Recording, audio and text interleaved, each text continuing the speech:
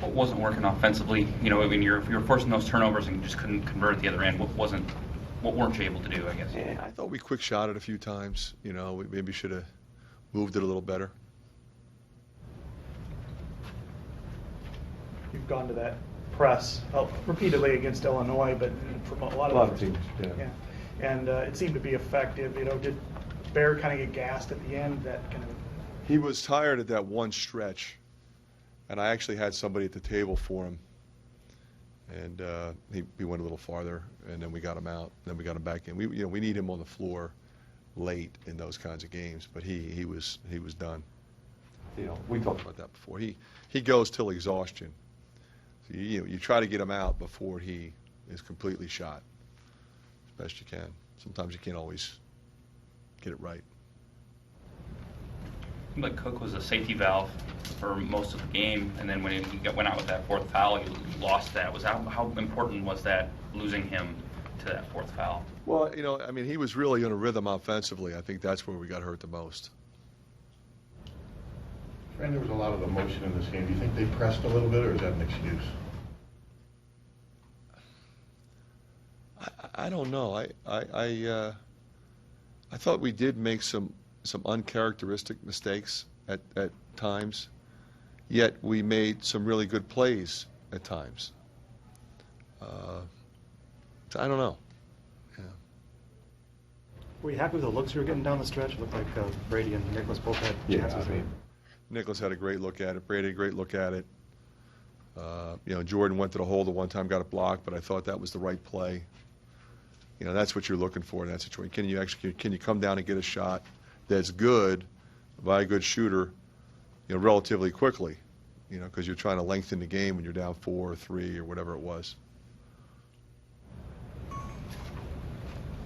How hard is it to take a loss like this when you look at the rebounding was even? You forced them a lot of turnovers, so I guess how hard is it to deal? Well, I don't think I think what you do is you look at it as intelligently as possible. Okay, those things that you just mentioned were good things. Okay, what were bad things? Well, 55% in the second half.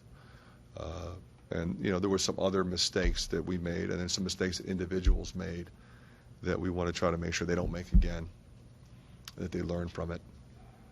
And that, it's, the same thing if we had won the game. You go back and you say, hey, we did these things really well, but those things we didn't do well, we got to improve in those areas if we're going to continue to win. So nothing changes really whether you win or lose there. About the crowd tonight in the whiteout for Kenny. Crowd was great. We really appreciate that. The players appreciate it. I looked up and I saw so many people in Kenny Arnold shirts. It means so much to that team and to Kenny. He's very well aware of what this day was for him. So we're really proud of him. We're proud of those guys and the fact that they've stayed connected to our program, and we want them to stay connected. And the fans, how they supported everything that was going on. We really, really appreciate that. How hard is it? I know that these guys have played a lot of basketball in their lives, but it is, for some of them, their first go-around when you're 27 games in and it's a long season. How hard is this time of year on them and to coach? Well, you're right. It's hard in a lot of ways. It's physically exhausting. It's mentally exhausting. It highlights, though, the things that are critical in a game like this. It usually comes down to a mistake or two. Who makes a mistake? Who overcomes a mistake?